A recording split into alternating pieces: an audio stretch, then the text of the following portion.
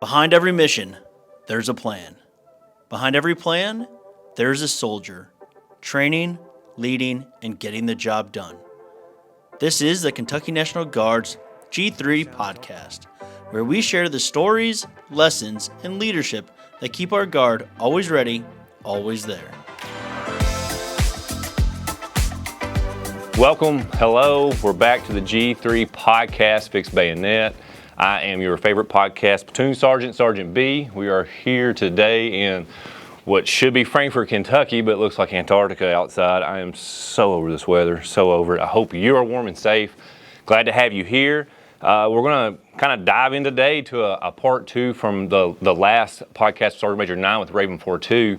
But we're going to go through a different kind of perspective of the training and the eyes of, at the time, the E4 Mafia Specialist Cooper. But as we go on, he'll build up to where his career is at and kind of tell his part of the Raven 4-2 incidents and stuff that he's went through in his deployments and training over the years. So with that being said, let's dive right into this. I have with me Sergeant First Class Casey Cooper. Man, welcome to the show. Thank you. I appreciate it. Hey, I'm glad to have you here. Like I said, it's been an adventure so far doing some of these episodes, but I've heard so much with the Raven 4-2 incident, obviously, and then just stuff that y'all have done over the years. So having you here to tell your side of it, which will come from Specialist Cooper back in the day. So I think it'll be a fun time to talk about stuff like that. But let's dive into a little bit about you. You were a recipient of the Bronze Star Medal with a V device, and that was for that incident, and the Purple Heart. It was. For the incident from the Raven 4-2, and then you also had an RCOM with V from a firefight. Was that before? It was. It was before. That was the first award. January the 29th, yep. Okay.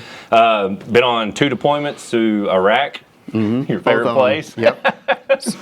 And so with that, let's dive into how you kind of got started with your career. Because I did laugh. So for people that don't know, we don't get to know each other first. I met you for 5 minutes one time, and it seems to be the way of the road for me. So, but one thing I did laugh about, I sent out a bio, and you had talked about when you first got in, and that was because you tried college first.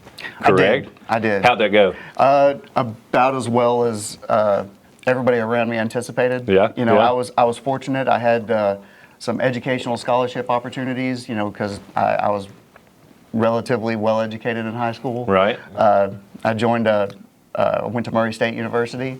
Joined a fraternity as a freshman, which was never a good decision. I wouldn't recommend that for anybody. Get at least a year under your belt.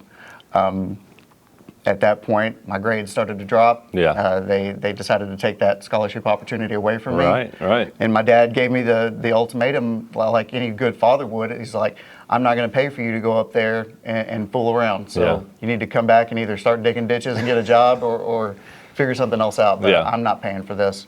So at that point, I decided to take my fate in my own hands, and I walked into a recruiter's office that day. It was 2003, so the war had just kicked off, and it was May. I walked into a recruiter's office and said, "Hey, are you all still doing that scholarship thing where you pay for school?" And he was like, "Yeah." I was like, "Well, let's go. Let's do this." The MEPS process and entry was a little bit more streamlined at the time, and I had a great process. It only took me a couple weeks before I went to basic training. Right. Yep. And that's one thing, the word you use, like I was like a unicorn, because it's something that you technically don't see a lot anymore. Is you said I wanted to go get money for college. You just walked in, really no appointment. It was just like, hey, I'm ready to join, and then they just jumped on that, And I seem like that was something they did in the past that you don't see a lot these days. So it did. There was a lot of service-related members of my family. Everybody joined and served at some point in one reason or another. And being the unicorn part was you'll have a lot of walk-ins, because I came out of recruiting as well. Right.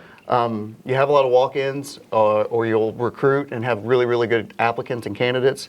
But some people may have some medical issues, or some people may have some ASVAB issues, or whatever it is.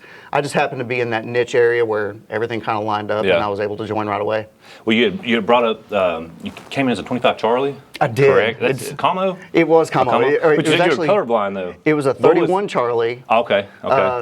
Because that MOS doesn't even exist anymore. We're all so old at this point. They switched over to 25 series. I had joined to be a 19 kilo, which is a tanker, and we still had armor in Kentucky, and it was a big area. they told me at MEPS, I found out I was colorblind. And they said, well, now you kind of narrowed your opportunities down. And they said, so let's look at and see what they've got. So I picked a commo slot, thought it would give me a great opportunity and a head start, and just went with it. Just went with that. Mm-hmm. That's something interesting, because I feel like I know several people, though, they didn't know they were colorblind until they got to MEPS. That's crazy to me. It is. You never knew, like, in your lifetime, that you really, before then? Absolutely, no, because if you grow up your entire life pointing at a color, say we've got black here, or even a color like yellow, green, whatever. Yeah. If you point at that and somebody says that's green, no matter what you see, to you that shade, whatever that happens to look like, is green. Yeah. So the real determining factor came up when they show us the Ishihara plates, and you see those dots, and they're like, you've got to see some numbers in there. You didn't see them. I didn't see those numbers, and I was like, this is some kind of sick joke. There's nothing there. Yeah. And they're like, okay, we got some red-green issues going on. Yeah. All right, so no EOD then. No, definitely no EOD, no flight school, and 50, that's unfortunate. 50-50, yeah. Well, I mean, it seems like it's worked out, because you said you came in as a 25 Charlie, and then eventually you crossed over to the 31 Bravo MOS? I did. After my first annual training, as soon as I got back from basic training, we went to AT with the 130th Combat Heavy Engineers. It was a great unit, but I was the only combo person there. We had a fantastic annual training down at Coronado Naval Base. It was beautiful. We spent 2 weeks out there working on some border crossing stuff down at that border. So it was a nice adventure doing that kind of stuff. I was the commander's driver, but our final day there, we had sort of a picnic out on the beach. And they sprung it on us that, hey, does anybody feel like becoming a military police and, going to Iraq? We need, some people to try, because, they were going overseas. They knew they had it, and they wanted some people to reclass. I didn't really have anything going on. I was young, 18 years old, 19, so I raised my hand. I was like, I'll go. I got nothing going on.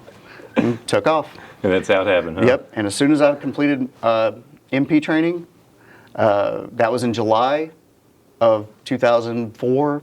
In September, I joined the Det 1 617th and became part of Raven 4-2. There you go. Mm-hmm. That's crazy how life works out, though. It's pretty wild. Yeah. 'Cause, I mean, think about that. If you did raise your hand, where you'd be now. It's just, there's no telling. It's the stories that soldiers have are pretty amazing. Just what's going on, but then we kind of dive into, you became full time in 2009, which we'll get to the deployment. So this is after you come back from both deployments. Sure. And then just chase that AGR career. Is that what you end up doing? I did. I realized it was something that I really enjoyed, something that I'd shown proficiency in. And decided to attack it, and decided I wanted to be a part of my everyday career.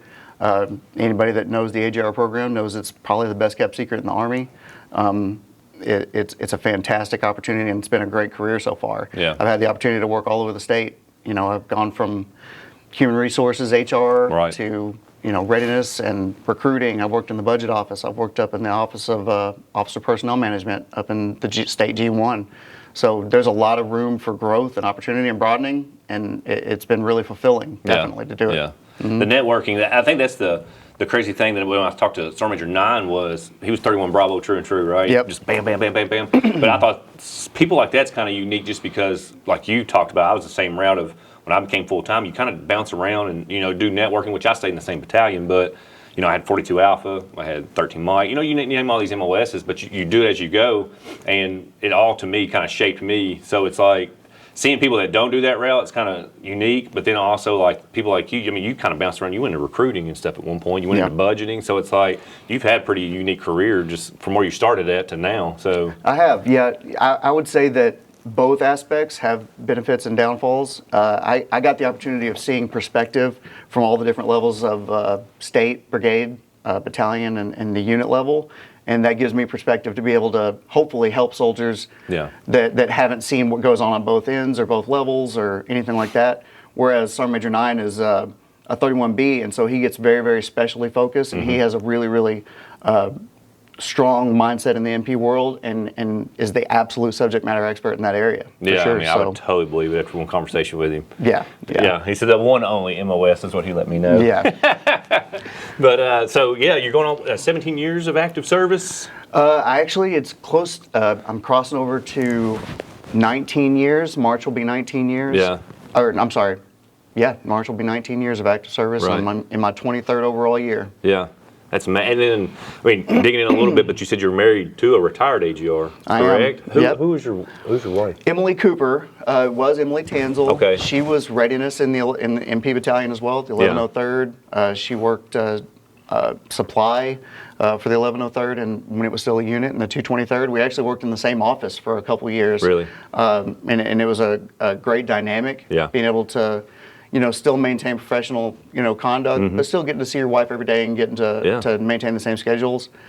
The great thing about having somebody that's a veteran with you or that retired with you is they understand where you're coming home with. If whatever's going on, if it's USR week or drill week or something like that, they can absolutely deal with understanding how you're feeling and what you're going through, and that's always great to have that kind of support. Yeah, that's kind of cool because I mean I'm dual status as well, but my wife is MDay. But you meet some people that's the kind of that dual AGR role, and you got 3 kids. We do. So I mean, managing a family and then both being in the military heavy family. So it's like that's another thing to kind of really people don't hear about a lot. That whole dynamic of that, and that is cool how you put it though. It's, the relating to each other is pretty. It is pretty being familiar. able to relate is fantastic. We have if you're going to be dual AGR, you've got to have a really really good support system.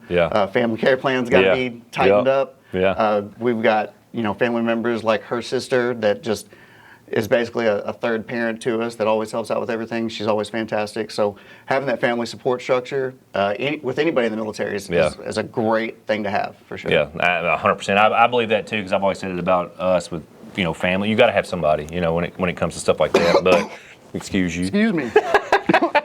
No, keep it going. But yeah, that's like I said, I wanted to bring that up because there is people out there that's listening. It's kind of that same boat, and there's resources out there and stuff too as help, but you got to have that support structure to do what you're doing, even if you're a single soldier doing it. But that dual role is pretty crazy. But so yeah, let's dive into something else. Actually, let's take a break real quick, and when we come back, let's jump into some of the training. What I'd like to do is talk to you about some of the past things that you came up doing and some of the stuff that's still similar, or some techniques that y'all had to upgrade, or even rules of the road that you was like, this was a terrible idea, and we learned from it real quick. So I think that's another thing that we usually, you hone on all the good stuff, but sometimes that bad stuff's what you learn from. And I'm sure you know that too. So so let's take a little break real quick. When we come back, we'll jump into the training side of it. Sounds good. Appreciate it.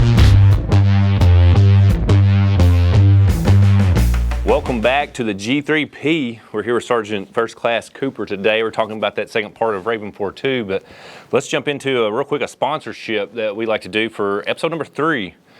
And I know you probably got a subscription to Netflix and all these different magazines. I think ESPN had a magazine back in the day, but what you really should be accustomed to is the Bluegrass Guard. Here in the Kentucky Army National Guard, you can see pictures of your friends, all your battle buddies. It's a great publication. And guess what? You're like, oh, man, did I cancel that subscription? You didn't, because you signed up for the military. So just by doing that, you should be receiving your Bluegrass Guard magazine. And if you're not, then get with your Radiance NCO today and check IPSA for your home address, because that's where you're going wrong at. But shout out Bluegrass Guard. Sergeant Cooper. Sir. Welcome back. Thanks. So we kind of went over your life of coming up and joining the military and kind of how you're living. So let's kind of jump back in time and kind of focus on a training aspect. I guess right off the rip, just kind of what comes to mind is when you first got in, has training, I know it's kind of been adaptive as we went along, but what was some things that you can remember when you first got in that you trained even at home station? Because I know home station drills were kind of a bigger thing before we really kind of went out to all the ranges and started moving around a lot. But was there things at home station you remember doing that you were like, I love this. This is what I joined for? I do.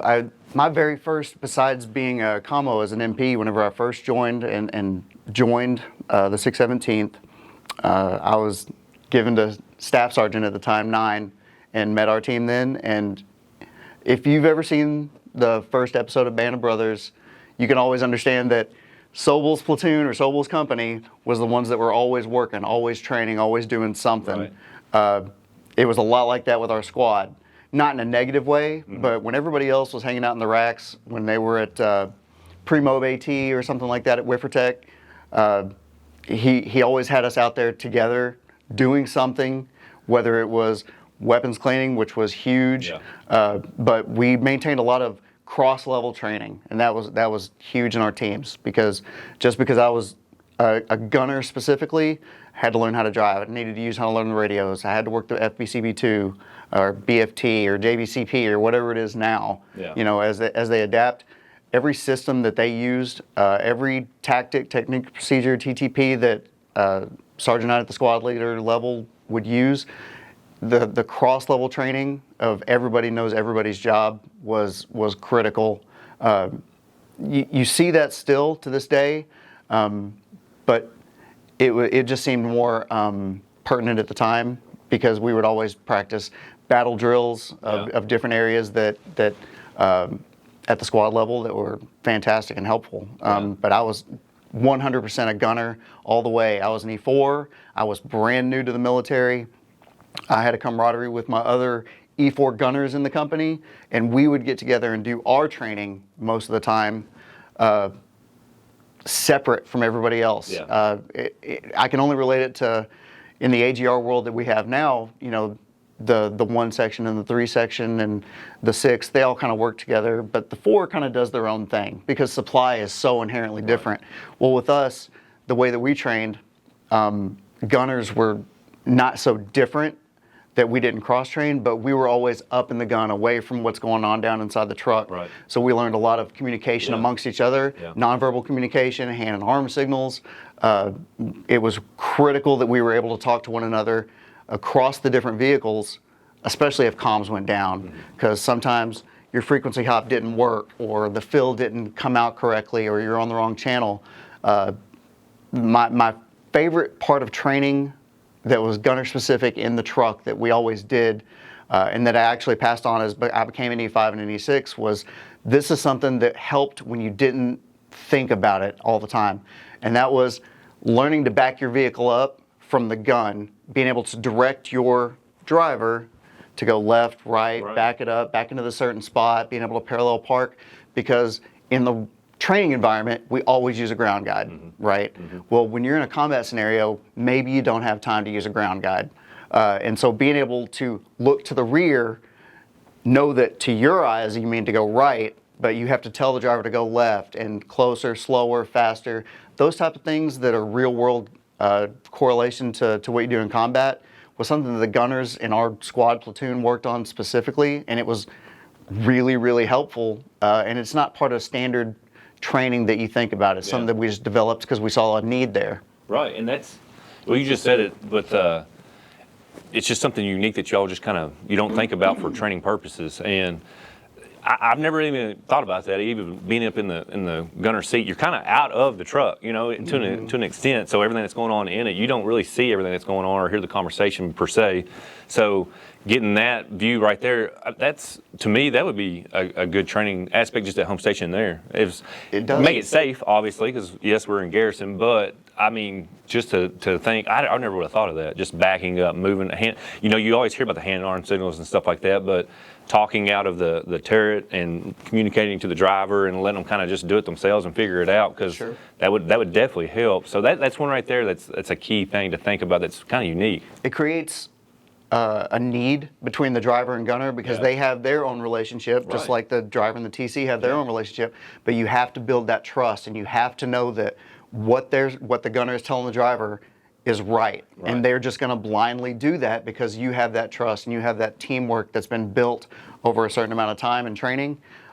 It was really, really good. And whenever I became an E5 and an E6 and we deployed the next time, myself and my teammates or my fellow team leaders, on downtimes or whenever the squad leader or platoon was having a bub or a cub or sub or whatever happened to be, we would take them out into a gravel parking lot, set up cones, and tell the gunners, hey, we need you all to back this truck up to that cone.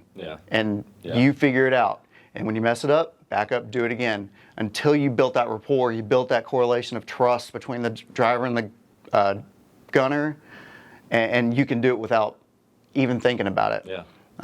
You'll see that throughout, you know, hopefully our talk, that, you know, the training really comes out when you don't think about it, because when the firefight happens or whenever, you know, the shit hits the fan, you're always going to lower yourself down to your best level of training.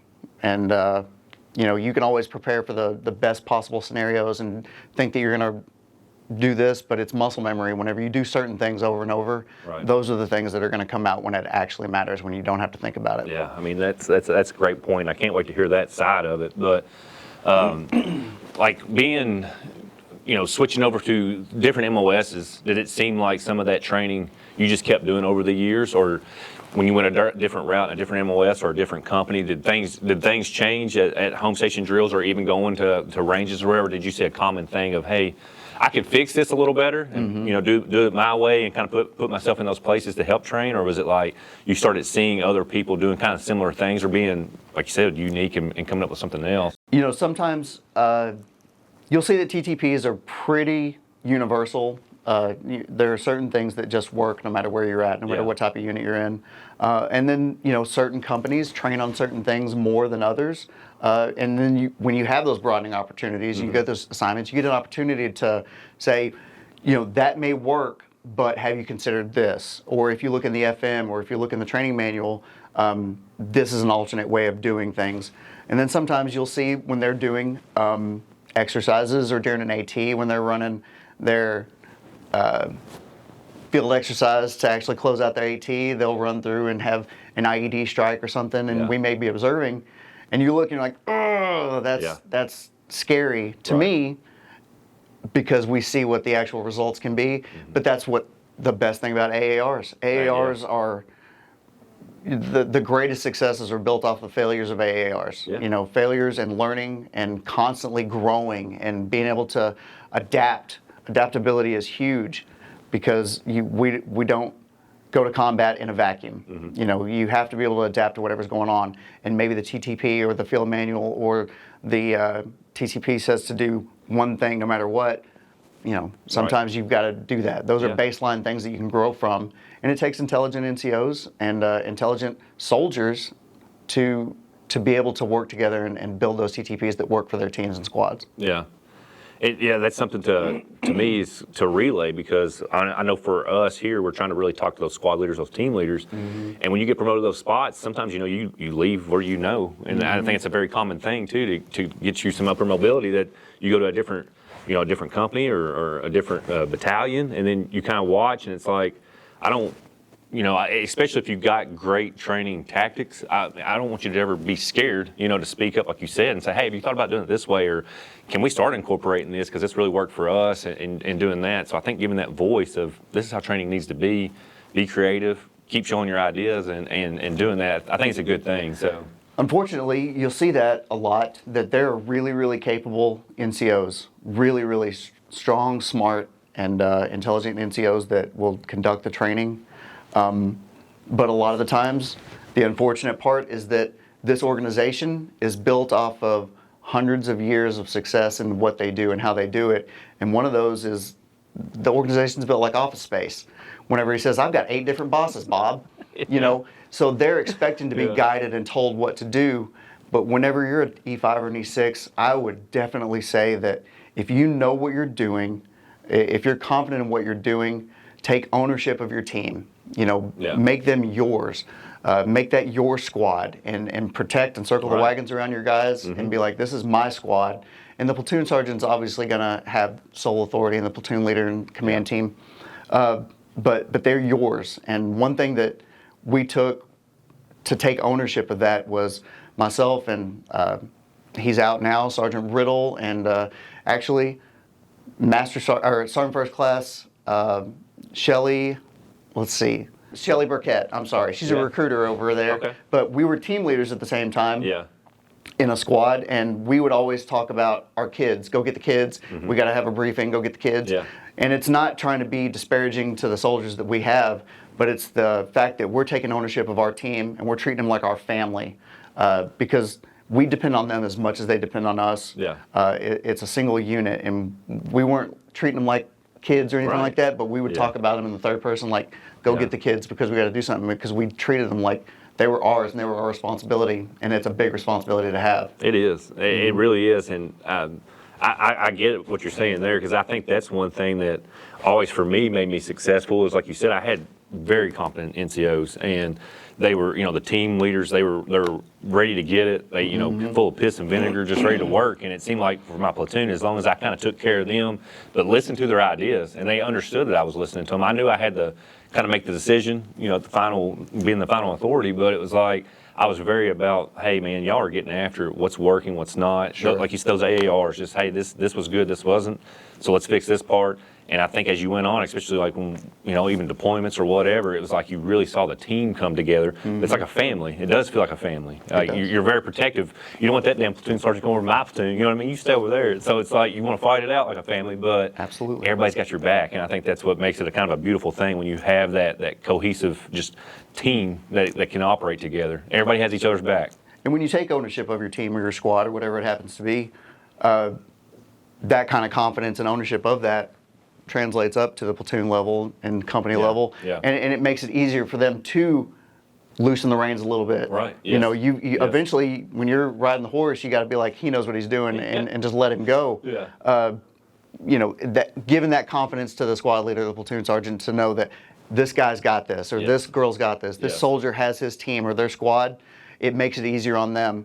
And it allows them to provide a little top cover. If they're out there doing something, training at a different area or something, but they're getting the job done and they're really successful in what they're doing, and they're meeting the commander's intent, it's easy for them to tell the first sergeant commander, be like, hang on, they know what they're doing, let them have that. And giving them that trust and gaining that trust from them as well is a great dynamic that I really hope that everybody gets a chance to endure it, because the Guard, we join this for the different benefits. We join it for school benefits, or the TRICARE alone is, worth staying in just because, especially if you've got a family, it's ridiculous. But the whole point of the military is to fight and win America's wars. And when you can just take the reins off and they know you've got this, that makes it really, really spectacular. Yeah. And that kind of made me laugh, because people know me. I mean, I'm not a very serious guy. I think you kind of gather that. But it's like, speaking of that, it's like when the platoon was like just clicking and we were rocking and rolling, mission success and stuff like that. It was just funny because my commander, he would really, him and my first sergeant really always had my back, because they would bring something up. You'd always see your command, they'd be like, "You're gonna let him do this?" Yeah. Like Benningfield, and they'd be like, calm down. So that always, because you like to do some hood rat stuff. You got to make it fun. You got to make it fun, and the platoon always had fun, but. I knew when to kind of hone it in, and I think that's another thing for teamwork is, we made training fun, we did stuff together, but just to see, the upper commands and stuff would be like, shit, I don't know about this, and they'd be like, it's fine, and it would work, and it's like having that backing gives you confidence as a team. It does. And I love that about them. I love good leadership, but let's flip the switch then. Okay. Bad leadership. You ever learn something from something that just, hey, we shouldn't be doing this, right? Of course. Yeah. Yeah, you can always take everything you go through, whether you have good leaders or bad leaders, is learning for you. And it's on you as a soldier to learn from it. And you take that, and I've taken that throughout my entire career, especially going through the different levels of G1 all the way down to the detachment level at the what we would call the 10 level of the unit, is take the good and the bad, learn the way that affected you. If you have, maybe leadership that you would be a little bit more successful, or a little more aggressive, or a little bit more knowledgeable, or a little bit more forthright in their intent or whatever. Take that, understand how it affected you, and then ensure that you don't do that whenever you're in that position later. And that's the best we can do. We have great NCOs that provide advice and guidance to the officers in their charge. The officers do a great job of creating intent and implementing it, and sometimes there's good cohesiveness and it works, and sometimes there really doesn't. It doesn't matter, because the Guard is a cross-section of the regular population. We just take the best of that cross-section, and not everything is always going to work out as far as leadership styles, we'll call it. Some people don't relate better to their soldiers, and that's just part of it. But all things will come to pass, and you just learn from those times, grow with them, and hopefully you don't take that and translate it down to what your soldiers do, and how you train your soldiers in the future. Right. And I think that's a thing that a lot of them, especially younger soldiers or something, you'll have a bad experience, but that's life. I mean, that's what I try to tell people is, that's life. You're going to have a bad experience somewhere, and sometimes you always hear that term, toxic leadership, and it's like, if you break it down, like you said, it's like, hey, we might get in a situation or a training event or something. It's just like this seems miserable or something's not working or whatever. But it's like you got to find the good out of the bad because that's what's going to make you better, anyways. And I think taking that step back sometimes, and maybe it's the way they're communicating. Maybe they can't communicate. I get it. I mean, they've worked themselves up to certain ranks and stuff like that, but I always try to find the good in it, and that's why I try to instill. I think that's what makes a well-rounded warrior is not always just focusing on this is what's wrong, this person's always wrong, they make the wrong. It's like, hey, I got it, but we're making decisions, and especially in a training environment, it's the time to fail. Yep. And that's why I always tell everybody, and which we'll get in a little bit further here in a minute, because you'll know the life scenario of it when shit hits the fan, but at the time when you're training, it's the best time to let people, hey, loosen the reins a little bit, let them do this, and then we'll correct it afterwards. And that way we'll build, but don't always focus on it's the leadership. Be the leader yourself. Right. Make your own path, but create something and don't always blame it on, it's the leadership. Because I know, we've all been in scenarios where it's like, this ain't the best situation, or, man, this sucks. It just sucks. But embrace the suck and do it, That's exactly what I was thinking about. We've all had, throughout our careers, times where we've been in November at the range and it's the night fire and it's raining and it's just cold enough that it's miserable, but it's not quite cold enough for it to be snow, so you're just getting there soaking wet. You're standing around and you're like, what am I doing? But if you look around and you see that maybe somebody else is a little bit more miserable, that's good enough for me. I'll take it as long as they're really hating it. But embrace the suck is a great thing, and it's not a mantra that you try to ascribe to that it always sucks, but embrace the suck because that's when you grow, and that's when you get better, and that's when you get to have adversity. You can't overcome something if you don't ever have adversity. And knowing that you have the personal courage to overcome adversity, no matter what it is, small, big, whatever, just relish in it and just absorb it and let it roll off your back. And a lot of it is, when you're talking to battle buddies or just friends, people who've gotten out or whatever, sometimes you reflect on the bracing the suck. Those stories, that's the stories that you made. You made the best of it, but remember that time we was here? Remember the range we were on? It was a shit show. Absolutely. Like, blah, blah, blah, blah. But those are the stories. So it's like, if you just kind of hone in on, hey, where are we at? What we're doing? What's the intent? Let's make the best of it. Like you said, and every now and then you might find somebody that's a little bit more sucking than you are. It's oh man, let's just get through this. But it's an opportunity to say, hey, maybe you can help them gain perspective and maybe come out of it. Yeah. Or maybe if they're in another platoon that maybe your platoon's a little bit competitive with, because competition breeds success. Yeah. And be like, well, they're hating it, so we're winning. Right. As long as somebody else is in worse shape than you, you're doing okay. That's awesome.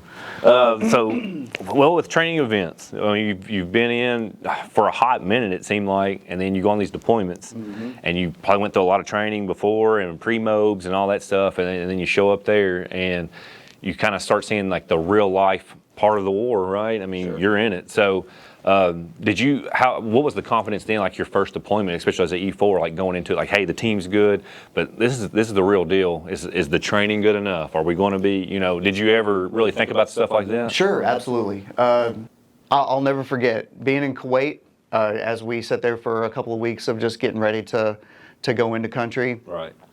We're in Camp Virginia, which is a dusty hole at the time because they hadn't built it up quite as much.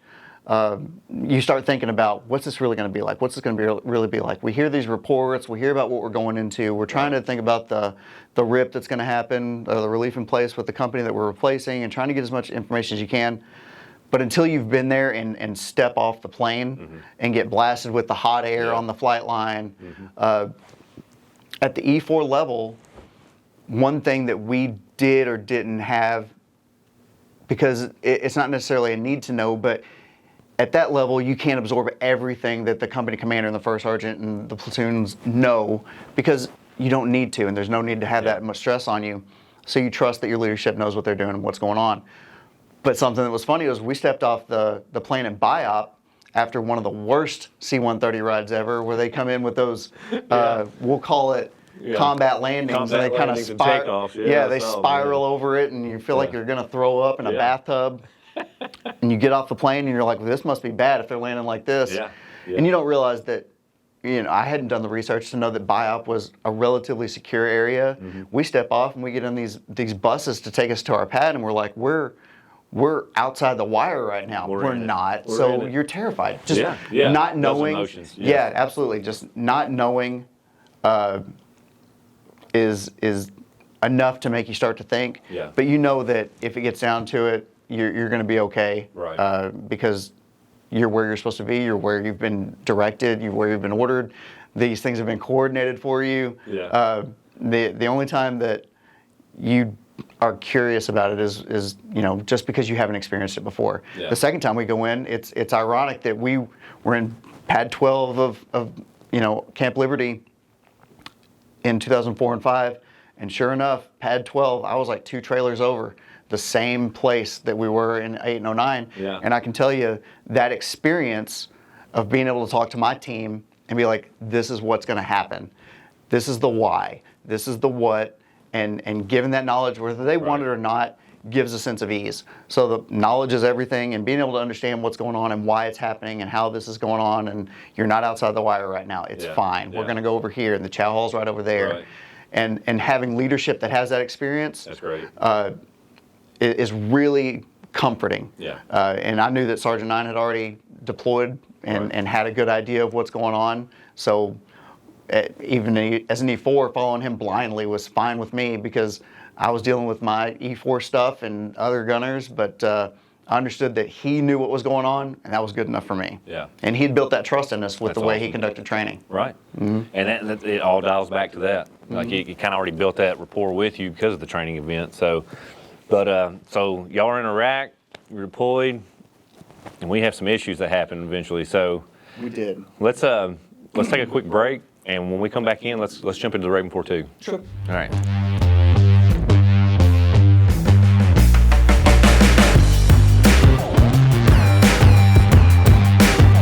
Welcome back for part 2 of this Raven 4-2 with Sergeant First Class Cooper. We've kind of talked about his life, we've talked about training, building up to the deployment, but before we start getting into your firefights and those scenarios, tell me about this window we got sitting here off a Humvee. Yeah, so this is, we'll call it a souvenir that I was able to bring back.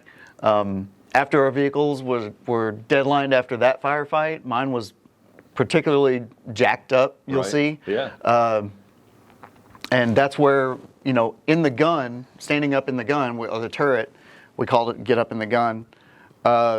That's where theoretically my legs would have been. Right. And I was like, you know what? Thanks, window. Yeah. So when they were replacing parts or whatever, they were just going to dispose of it. And on the way home, I decided to see if I could make it a souvenir. Yeah. And Navy Customs was really helpful with that. Okay. In their ability to look in a different direction for Right. a few minutes. So it's been something that I keep. I just throw it in the office. It's always a conversation piece, and it's always a good reminder of some of the good things and bad things that happen. And I really, it's always nice to have. I mean, not a lot of people have something like that. It's proof positive that they can trust their equipment. That's for sure. Even from the back glass. I mean, can you see me, Sergeant Crane? He's probably going to kill me right now because so many fingers I'm holding up. Or one. Well, the neat thing is it's not even cracked. It's not anything on the backside. Like, yeah, and it took some hard hits, and it's heavy. It's probably, I don't know, 60 pounds. Oh, I guarantee it. I mean, that thing is built right there. Like, Yep. it's just that's wild though. That's what's stopped from basically taking your legs out from under you. Yeah, and this right here is a key reason of, at least in the MP world, when you dismount, shut the door behind you. Yeah. We don't want to let that thing open because rounds will go in there and start bouncing all over the place. But a good TTP is if you dismount, shut the door. Shut the door. For goodness sakes. There you go. All right, so building into that, let's get in. So you're there in Iraq before even the Raven 4-2 incident. Y'all had already kind of got in some firefights. We Typically. did. Yeah, these were the ones that you see that typically happened. Yeah. Obviously, the March 20th incident was an outlier, but for the most part, most of the squads would have really compact small arms engagements of a few minutes at a time while we were doing our route recons and clearance and convoy patrols. And January 29th, it actually, I know that Sergeant Nein, we're not going to go into it deep, but he would talk about the 3 routes we would run through the Baghdad area. This one also happened to be out on the eastern route, on Route Detroit. And we had taken a complex attack of an IED going off and some small arms fire from some gentlemen in a little construction area. Gentlemen. And Asshole. yeah. And but there was a BMW there and a little building, and some really good AAR things occurred at that point. And during that time, we realized that I couldn't get to a bad guy that I wanted to get to with my gun, and decided that BMW needed to be disabled. Okay. So at that time, our team leader was in the rear passenger seat. Our platoon sergeant was with us that day. He had ridden out with us, and he was in our TC seat. And I decided to yell down during the firefight, "Give me the AT4, because I'm tired of this. Eventually, it's just enough." Yeah. So January 29th, he's like, "Are you sure?" I said what I said. So he hands up the AT4, and I remember very specifically holding it exactly the way you're supposed to hold it, going through the checks to get everything ready, pulling the pins, popping the rear sight, trying to pop the front sight, and I couldn't get it. Couldn't get it. Trying to pop it 2 or 3 times, and I'm sitting here getting shot at the entire time because we're exposed up in the gun.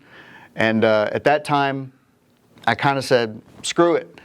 So raise it with the one sight that I had, aim, and this is where, in the middle of everything going on, it seems quiet, but it's extremely loud. Yeah. Nobody is dismounted at the time, and everything that we were engaging was directly in front of me.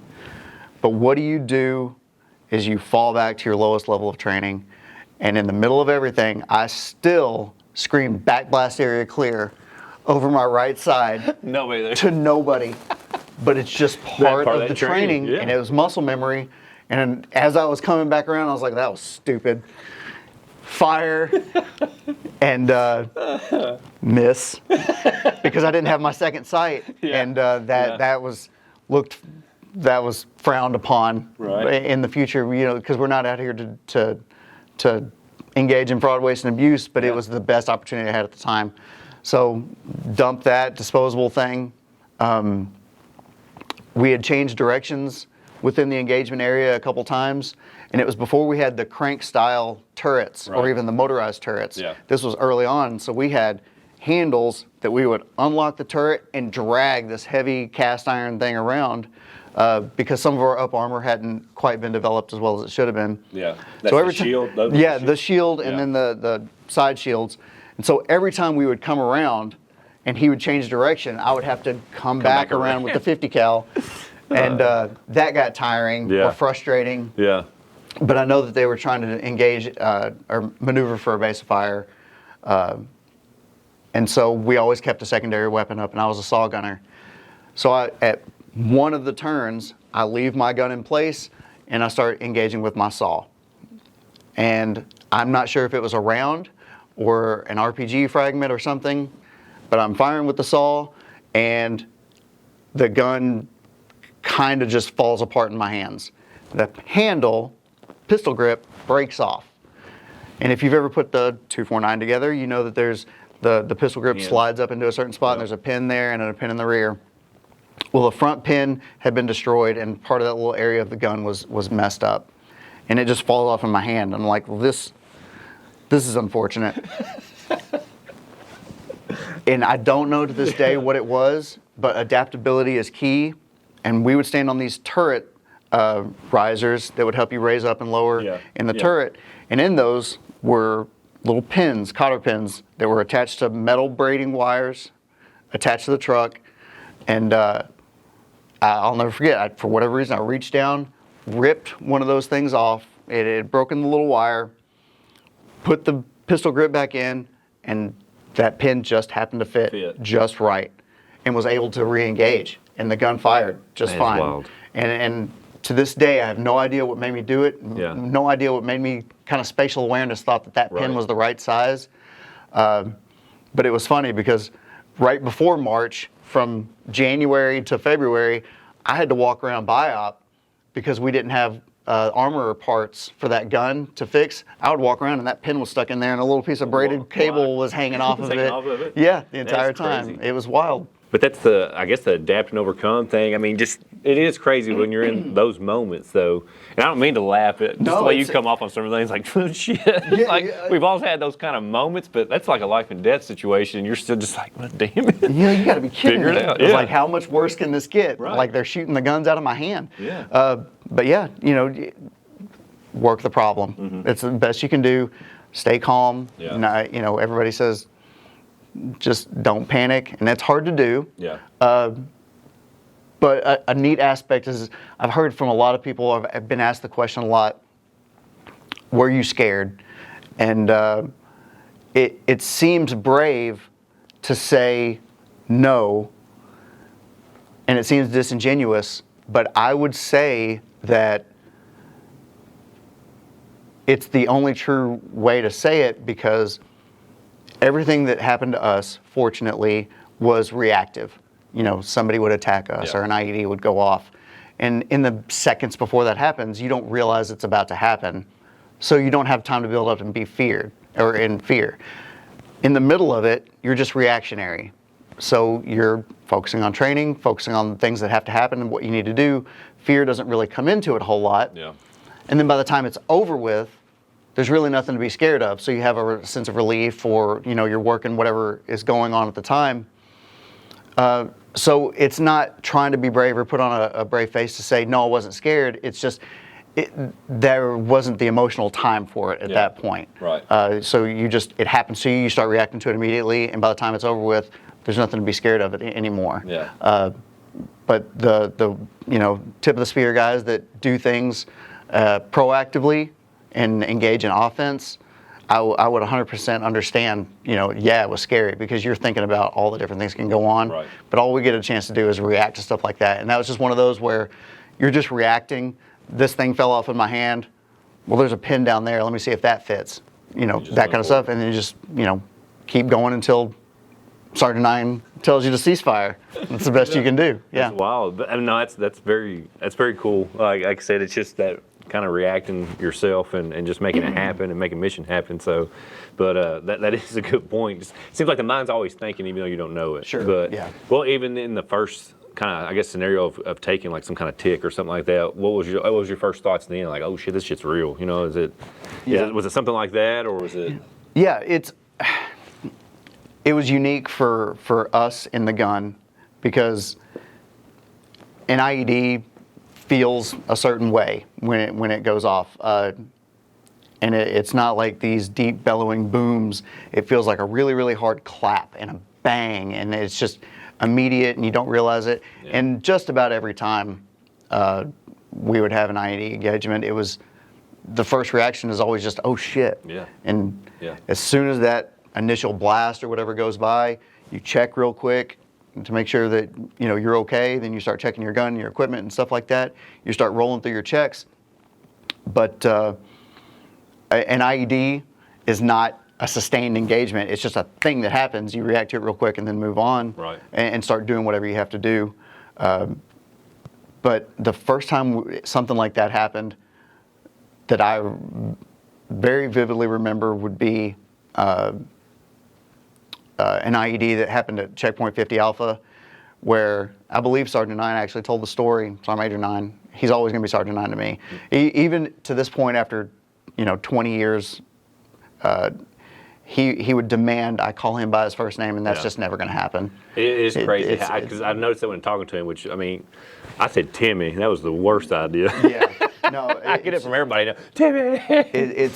But you could tell he's just one of those first name bases. I have only met him that one time, and it was Clay. Thanks for having. It was like, that's crazy to me. The amount of respect that I have for just him as a person and a soldier, and what he's done for me, it'll never be anything but Sergeant Nein. And it's just muscle memory, because I called him Sergeant Nein for ever. But yeah, when those sorts of things happen, you just kind of roll with it. And I very vividly remember that IED going off, and the one he talked about, he said we were around it twice because we would patrol a certain area. Right. Yep. Came back to. And came back to it. And what he doesn't tell you is what he tells the gunners and stuff to do. And the TTP is to protect us as much as you can because you don't want to have them exposed during a blast. So he's like, hey, get down in the gun. He happened to be in my truck that day. It seems like he's bad luck because every time he was in my truck, something bad seemed to happen. So y'all don't ride to lunch together? Right, no. And I was always in the lead truck. We would always rotate our trucks, and anytime something bad happened, I was always the first one to catch it. So thanks for that. Yeah. But he would tell me to get down out of the gun. But what he doesn't say is, hey, get up against the window and take a look at it and see what it looks like. See if you can see anything. And so I'm down there like a child peeking through a window in a Christmas display, and about that time, it goes off, and it's just a feeling you never forget. And I'm like, okay, it was play and it was training up to this point, but people are really trying to kill us, and that makes you focus. It makes you be more serious. It makes you not take it more seriously, but it made me mad. Yeah. And that's just a human emotional response. It made me mad. It didn't make me scared. It really pissed me off that somebody was trying to do that to us. Right. As I grew older, I realized they were the anti-Iraqi forces. They were trying to do the things that they were doing, and they were negative. Yeah. But I couldn't say that if Red Dawn happened again, we wouldn't do the same things as soldiers. We would protect our ground, doing what we thought was right. So 99% of the people that we engaged with when we were in Iraq were trying to live their lives. They did not care about us one way or the other. And it was a small percentage that really gave the global war on terrorism in Iraq a bad name because they were doing things that were, anti-government and anti-American. Yeah. But for the most part, those people were fantastic. But we would do the same thing because you protect the ground you live on. Yeah. And so I get it. I empathize. But you got to protect your life, and you got to protect the lives of those around you too. Yeah. So I get that too. I mean, I know what you're saying, like all those feelings and emotions. But I mean, that for what y'all were just kind of constantly getting into, that's just crazy. Yeah. I mean, just like it seemed like from the rip too. So, but let's go into the Raven 4-2. I know, like I said, Sergeant Major Nein has kind of told the story, but from your perspective, I mean, you got hit right from the rip. I did. So my perspective was really, really, I had a narrow focus. Mm-hmm. I was the lead vehicle, and we would typically shadow convoys.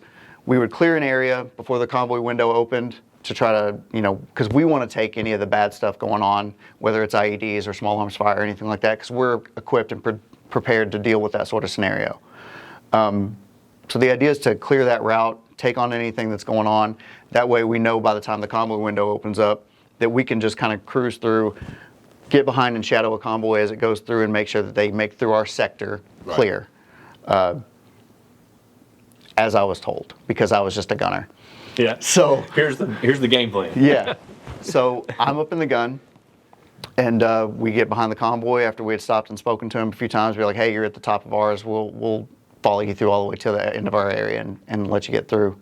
And they were probably a half mile, 3/4 of a mile ahead of us. And I see smoke, and the vehicles start shifting to the left. They start moving really hard to the left. The semis were moving left and right. And then I hear the really, really specific sound of gunfire from that distance. Yeah. And it sounds like crackles. And Sergeant Nein had already seemed to have noticed what was going on, but I yelled down in the gun, they're getting hit, go, go, go. And go, full red on 50 cal.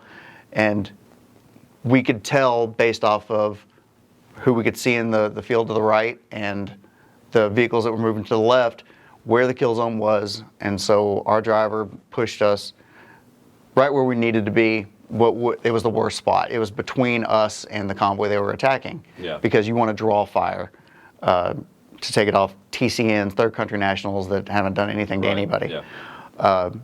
So shift the gun to the right and see way more targets or people than I thought it was realistic. I was like, there's no way it's that many. Yeah. Kind of caught you off guard then. It did, because there was a big ditch next to a canal that was right next to the road that ran parallel to the road. And very initially, all I could see was, flashes of heads and things like that. Right. But they were popping up like whack-a-mole, and they were up and down, and I'm like, that's a lot. But we started engaging targets because we could see they were clearly engaging us. Sergeant Nein says to make the right turn. I can't hear any of that, but I just trust that he knows what he's doing, because I'm busy doing what I'm doing, and everybody has a job. As soon as we start to make the turn, the vehicle slows down just enough to make the turn. I look to the right a little bit, and the lights go out. And what had happened was the chicken shield, or the front shield to the top of the gun, when it's over the front of the vehicle, is fine. But as it turns to the right, it sticks out over the side of the vehicle. And when the RPG had struck the side of the vehicle, it funneled some of the explosion up and into the gun with me, and the concussion itself just put me out. That's amazing. And, do you remember anything before you woke, like how you got there? Because he said you went into the back of the vehicle, right? You went down there. I don't remember going from A to B. Yeah. I remember being at A and then being mad at Sergeant Nein because he tells something different. Well, we won't get into that. But we're going to have both of y'all. He did. Yeah, we can have a. He said I remember him doing exactly what he was supposed to do, which was, the gun is down. I got to get up in the gun. The gun has got to be up. Right. And to do that, I was in the way. So I was woken by him to like kicking me or stepping on me to get me out of the way. Yeah. And I woke up mad. I get that. I was like, that would be I'm fine. Get off me. So I get that. He's like, well, then get up there then. I'm like, my bad. So then we get back up in the gun. And I just got blown up. Yeah, no. I was like, I'm fine. I'm good. I'm good. Get off me.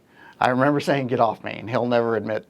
But he was doing what he was supposed to do, and it woke me up enough to put me back up there. Yeah. We see the same line of cars that he saw, drove down really far enough that we could get all the vehicles in the same route that didn't space it out enough that it wouldn't make two targets out of one, or one target. Yeah. Two targets into one. And at that point, the rest of the firefight really started. It seemed like it went by in a blink of an eye, but after we looked at the timelines and everything, it ended up being a lot longer than we all anticipated. Sergeant Nein and the driver pulling had dismounted and continued their fights, where I'm engaging targets over the top of them, because they're taking short turn, the 50-meter targets that we talk about, or in their instance, the 5 or 6 meter targets. Right. And then we're providing overfire for areas out in the orchard. Specialist Haynes was in a rough spot. Their vehicle parked almost parallel to the main canal where all the people were, and he was laying it down, and really doing that. And so we had the opportunity to, when the guys in that tunnel, or the viaduct or whatever it was, the great big ditch, were having a bad day. They would try to come out over the top and fight from the top. Well, that's where myself and Specialist Ordonez had the opportunity to neutralize that. And after a while, you get really comfortable in your equipment, and you start feeling really good about your positioning and what you're doing. One TTP that we engaged was our first can of ammo. As the 50 cal gunner, we would always empty out a Mark 19 can, which is the big 48 can, and it had a lot of space, much more than the 100 round cans. So throughout the year, or before the very first mission, what we would idea is link a bunch of 50 cal cans together and then load it in there. So you've got a big starting point before you've got to reload. And I realized that I'd emptied that relatively soon, even with fairly decent 3 to 5 second bursts and re-engaging my weapon onto different targets. I was like, wow, we got to do an ammo change. I was like, this is a lot of ammo. Yeah. So we do ammo changes, re-rack, and then you start, on a butterfly trigger, Right. you start to feel pretty good. And it's about that time, I'm looking like this with my elbows out, and I start hearing dink, dink, and the zip and snap of gunfire, but it is not coming from in front of us.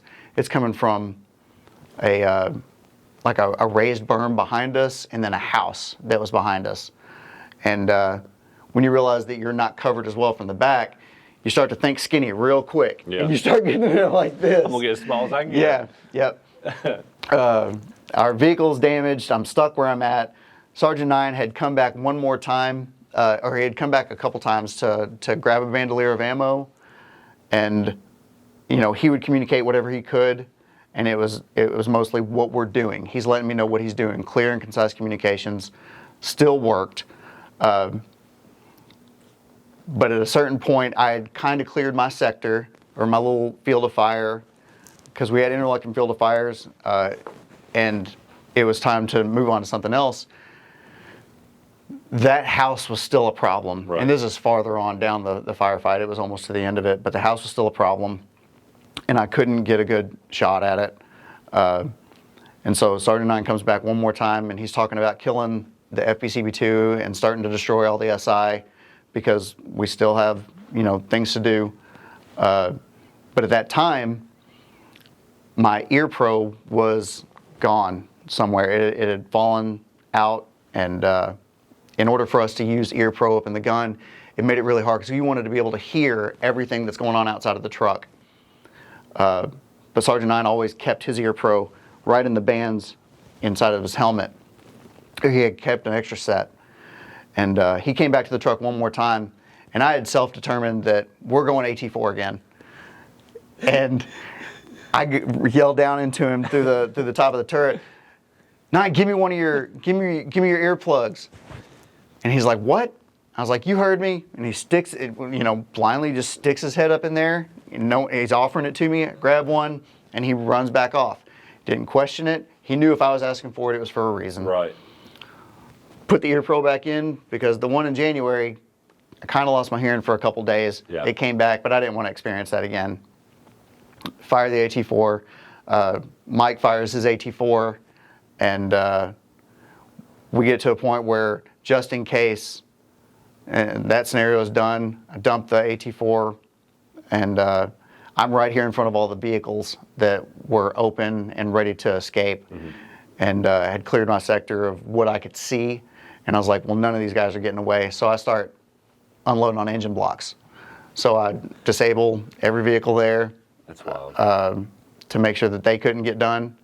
What was great was the fact that my barrel got so hot that at the end of the firefight, it had started to, heat makes metal expand, and it started to droop, and it came back, but we never misfired, because of the status that he made us keep our weapons in. Because when we were a gunner, that was all that mattered. Yeah.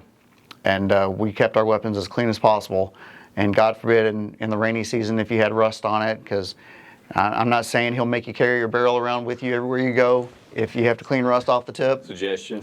Yeah, but you may have to clear it going into the chow hall, and it looks really funny when you look down the tube of a 50 cal barrel and say clear. Yeah. But the weapon never jammed. Yeah. We were confident in what we were doing. Unloaded all of the remainder of that I thought was necessary into the engine blocks. Called ceasefire. My vehicle was out there alone, and it's a scary spot to be in. You feel really alone, because your comms are down in the truck, and you don't want to give up on your gun. The vehicles that were still with the squad are a few hundred meters behind us.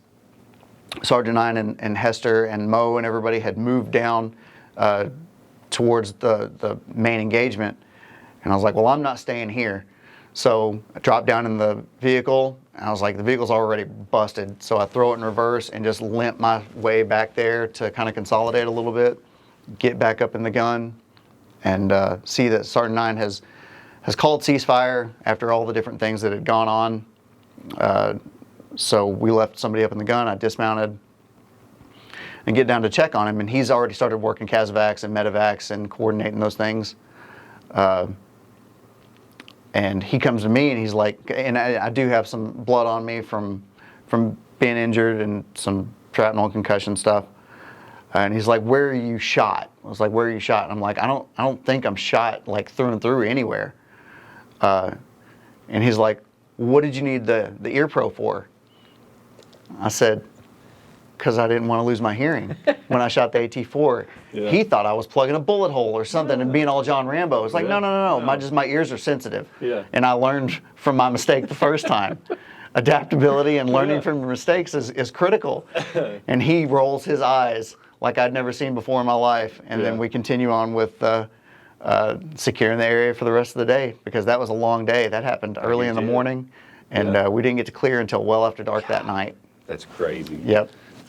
Well, I thank you for sharing it. But let's take one more break. Sure. And we'll kind of round out. I mean, it's a lot to take in with the firefight. So let's we'll kind of hone in on what kind of the back end was you for Raven 4-2, and then we'll kind of close out. Sounds good. All right.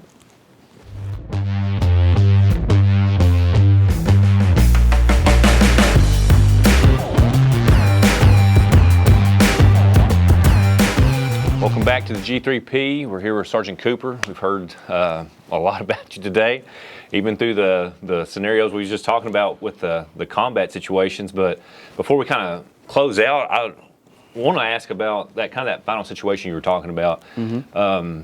I know you were talking about Sergeant Major Nein and them, they kind of going out and doing some clearing, and everybody just kind of seemed like they were in different locations of the fight. Sure. Loneliness. Did it feel lonely out there? I mean, I know you said it's like it was a long time, but y'all kind of all broke off, and to be out there just kind of slinging lead and trying to do whatever you got to do for your survivability. What was the feeling, I guess? I mean, I thought that was one of the words we had kind of used. So yeah, absolutely. It is a solitary feeling. I know that my closest, battle buddy was going to be Ordonez, and he was in the gun far enough that I could yell at him and he could theoretically hear me if it was over gunfire or not. But it felt like as a gunner, as that E4, you're on an island. Yeah. You felt like you're on your own, and you're not. You've always got your team and they're working towards one goal, but you feel like I'm up here decision making on myself as an 18, 19-year-old, and trying to do the best that you possibly can, focusing on the training that you've been given. But at some point you're like, even if you get to a point where you realize your squad leader is telling you or talking about destroying FPCB2, you don't really think about that. Yeah. But you just realize it might be a chance to try to do whatever you can to save yourself, which is saving the squad at the same time. Just doing your job up until you can't do your job anymore. But there were definitely lonely feelings, and it was great to know that when it was over, we got to, reconcile and get back together and get the family back in the same room, because just because a firefight's over, just like anything, when the main event finishes, there's still a lot of stuff that has to happen. Right. And it was a great adventure in utilizing all the training we've been given, because every time you think about having to do non-light medevac training, being able to do it and being able to call in a bird and pop smoke, or multiple birds, and call smoke and have them land where you need to, making sure you got the grid right, was an awesome experience to get to see.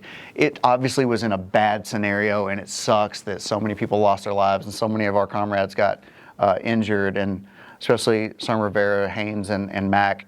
You hate to see that anybody gets hurt, but to understand that all these areas of training that we go through that are just basic Army warrior tasks can have to be implemented at the drop of a hat.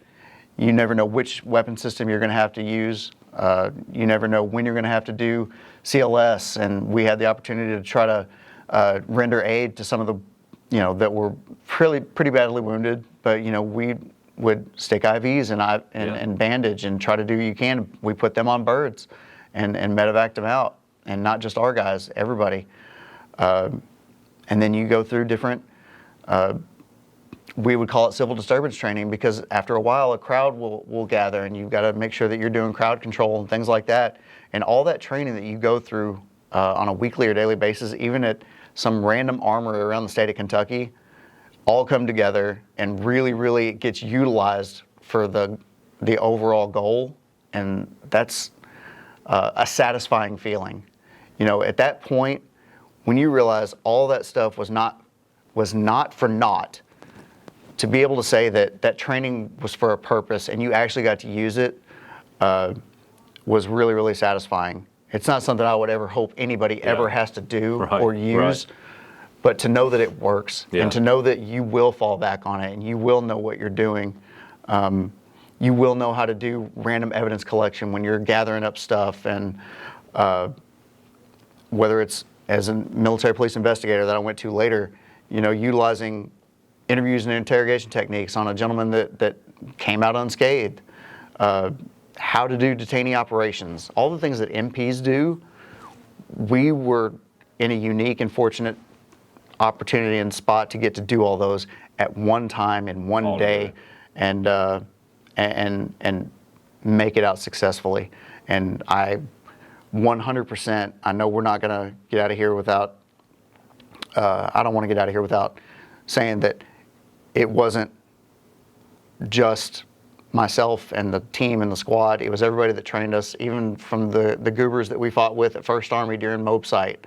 And everything that we had led up to that point, for Specialist Pullen, Shambone, Ordonez, Haynes, Mack, Rivera, Specialist Mike, thank God he was there that day, Hester, Morris, Sergeant Nein, even through our company command and the platoon sergeants that gave us the autonomy to run missions the way that we saw was going to be successful, was it all comes together, and it's because of them, because of their dedication to it, because of Sergeant Nine's willingness to do the hard right over the easy wrong and training on things that weren't necessarily in our wheelhouse, but to do them anyway. It made that day successful. It didn't make it fun, but it made it adventurous and something that you would talk about.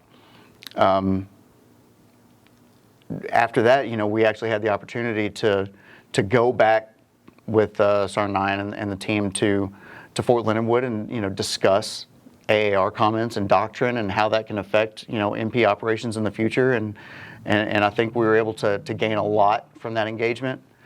And as an E4, moving up into E5 and E6 and being able to use that experience to help train other soldiers has served me as much as it has served others. It's like even a therapeutic thing, be like, hey, listen, you know, getting it out, being able to talk about it and being able to deal with it while making your soldiers around you better has always been a great goal of mine, and one I've been able to you know, see throughout my career, and it's been great.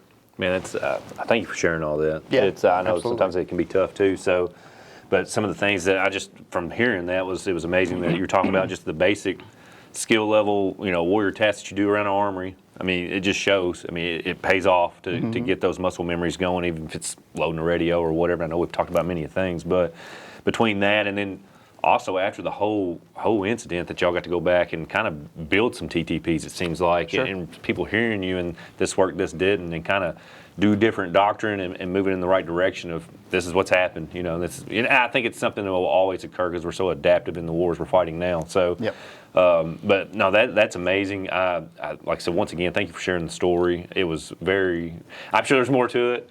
I would love to sit down with you and we'll talk about everything. But for today, before you do get out of here, I'd like to give you a gift. Something we like to do here on the G3P. I will say this before I pull yours out. I didn't get you anything. No, you don't have to. You don't have to. I should have. No. Give you a Tic Tac like in Home Alone. You're like, we'll give a fist bump. The first two, I've kind of tailored the thing that I did for a gift, but this one I had bought it. So I'm cheapskate on this one. I bought it off Amazon. I was going to doctor something up. It was so kick-ass when I got it. I was like, I didn't really do anything to it. Okay. But I think you'll enjoy, especially in the time of year we're in. I was like, he just needs to get him this big old Raven blanket. Oh, Now, I that's wanted to like put nice. a 4-2 on it or something, but I think I'll tell you what, Crane, are you getting this? Let's hold it out like this. Can you see that? I mean, that's kick-ass. That's beautiful. Yeah, and now I've only used it twice because I was like, it does feel good. Yeah. So you'll smell me Yeah, a little that's bit, okay. but it's That's all all good. right. But I did on the tag somewhere, I did put RG3P and the date that you I were love on it. here. And I hope you can put that somewhere or We will hang it and definitely- always remember this. We will use it in good health. I But yeah, I appreciate it couldn't do very anything much. to that one. It felt good. It's a cool blanket, and I love hopefully, it. Thanks the a lot. Raven. I appreciate hey, it. no problem at all. And well, Sergeant Cooper, thank you for your time. Thank you for your story, being here with us today. It means a lot. I know there's a lot more to talk about, but I think squad leaders, team leaders, anybody listening can take some tactics from you and your platoons and all your stories and see that, hey, utilize your training, utilize your time, be successful. I mean, we're the best, fighting warriors out there. So let's make it happen. Let's win the nation's wars. And so I appreciate you being here today. Thank and you with for that having being me. said, enjoy life, be healthy, stay lethal. Hope to see you on the next episode. G3P out. Does that sound good? I loved it. It was fantastic. Don't ever change. Don't ever change.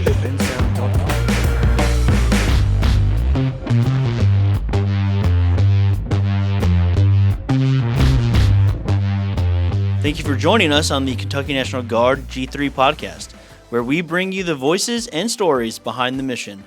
Stay connected, stay ready, and we'll see you on the next episode.